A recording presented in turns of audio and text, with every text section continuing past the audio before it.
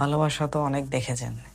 এমন ভালোবাসাকে দেখেছেন যে প্রেমিকের শরীরের মাংসের বিনিময়ে ভালোবাসা? ঠিক এমনই একটা কাহিনী নিয়ে আসামিজ একটা মুভি, নাম আমিষ। তো এই মুভিতে একজন ডাক্তার মহিলা থাকে। তো সেই ডাক্তার মহিলার প্রেমে পড়ে যায় এক মেডিকেল স্টুডেন্ট। তো তারা মোটামুটি একটু পরকীয়া টাইপের প্রেম। তো তাদের সম্পর্ক চলতে থাকে।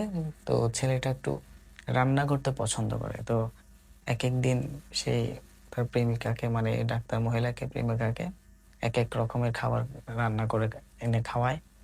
কোনোদিন মাছ, কোনোদিন মাংস।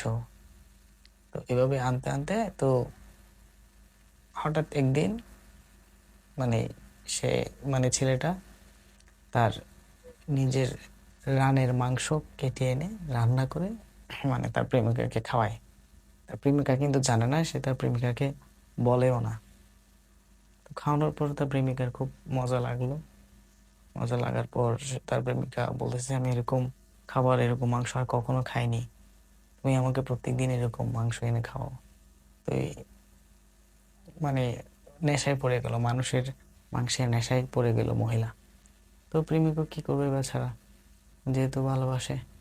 তো তার প্রেমিকার মন রক্ষার্থে সে প্রত্যেক দিন তার নিজের রান থেকে মাংস কেটে কেটে এনে অল্প অল্প করে রান্না করে খাওয়াতে লাগলো। তো এক পর্যায়ে খাওয়াতে খাওয়াতে তার বেচারার মাংস কাটতে কাটতে রান একটা একদম চিকন হয়ে গেছে। তো এরকম চলতে থাকে ঘটনা।